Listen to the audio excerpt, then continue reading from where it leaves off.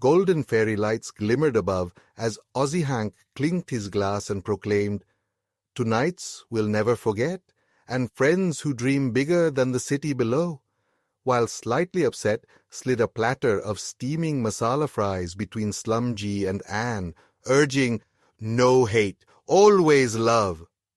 Laughter and rivalries over pizza versus dosa spilled into the night, and beneath it all, SlumG felt the rooftop's warmth swirl with his own restless hope, the hush of belonging, the glint of ambition, as the city's distant lights beckoned with the promise of more. The rooftop glowed with a reckless, golden warmth as laughter ricocheted off empty kingfisher bottles and plates dusted with masala fries. SlumG caught above the three clouds lingering nearby, polishing his golden tray with deliberate care, eyes flicking between the group and the city's distant lights, hungry for something more than tips and fairy lights. As Ann spun her straw in a half-empty glass, she shot a glance that lingered a beat too long on SlumG, as if measuring unvoiced ambitions against the easy camaraderie. Between bites and banter, a subtle current of rivalry and longing surfaced. Whose dreams would make it off this rooftop, and whose would dissolve with the night's last toast? The city hummed below, but up here the promise of belonging crackled with the faintest edge, as if any moment the magic might tip into something messier, more real. As the group drifted through Agra's pulsing streets, OzzyHank's laughter cut through the neon haze, but tonight there was a sharper edge to his words. He paused beneath a flickering sign, raising his half-empty kingfisher and declaring, "Next year, I'll bring my son back here. Show him what dreaming out loud looks like." The challenge in his eyes turned the group's easy banter into something electric. Ann, emboldened by the moment, slipped away from the crowd and ducked into a sari shop, returning minutes later with a bright scarf draped around her shoulders, a silent promise to herself to return, maybe as more than just a tourist. The others cheered her on, their teasing blending with genuine admiration, and for a heartbeat, hope blazed sharper than longing. The city's energy didn't just buzz around them, it charged them up, making talk of dreams feel less like wistful longing and more like a dare they were all ready to accept together. Suddenly, the hush of anticipation shattered as shrill ambulance sirens cut through the neon haze, a crowd pressing against the Taj Mahal's barricaded entrance, while a man in a blue and white helmet clung to his bike, jacket pulled tight, desperation raw on his face.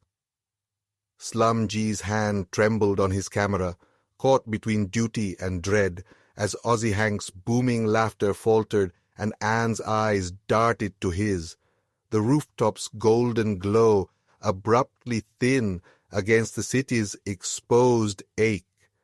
SlumG's fingers tightened on the camera as he weighed the streaming world's hungry gaze against the uncertain need below, heart pounding with the knowledge that whatever path he took would mark him in this gilded company.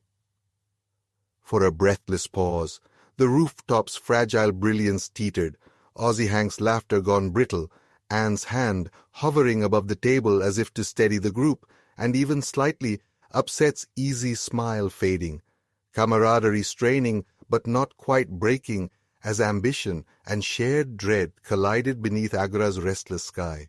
Beneath the golden haze of the rooftop lights, Ann's fingers brushed SlumG's wrist in silent reassurance, her eyes searching his for a shared courage, as SlightlyUpset, voice soft and steady, murmured, "No hate, always love. Remember, we're gold up here, no matter what storms below." Around them, the group drew tighter, their laughter now tinged with vulnerability, and even the chat's echoing calls seemed to press close, blurring the line between public bravado and the fragile, private solace that only true camaraderie can offer. As B1GSQW1 set down fresh kingfishers and Anne unwrapped a tin of homemade sweets, the group gathered close, laughter gradually resurfacing, a little softer now, as if each shared bite and recalled story stitched together the places left frayed by fear. OzzyHank's booming toast, to gold above and friends who stay when things get messy, echoed out over the fairy-lit terrace, and for a moment the city's turbulence seemed distant, replaced by a fragile, gilded warmth that lingered in every generous gesture.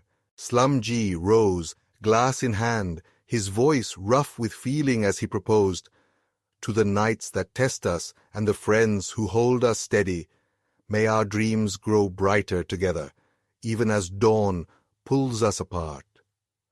Around him, Anne's eyes shone in the lamplight, and SlightlyUpset clinked bottles with B1GSQ1D. The rooftop's laughter diffusing into a hush that made every farewell and promise seem gilded, lingering on the Agra air. Under the quiet shimmer of the remaining fairy lights, SlumG caught his own reflection in a half-drained glass, recognizing in the tired smile and the gentle squeeze of Anne's hand that the night had stripped away both bravado and uncertainty, leaving only the truer bonds born of shared ordeal. Around them, B1G, SQI1D, and SlightlyUpset exchanged a knowing glance as they collected empty plates. No words needed, all of them altered by what they had weathered together, each ambition tempered and gilded by the hush of honest camaraderie beneath Agra's sleeping sky.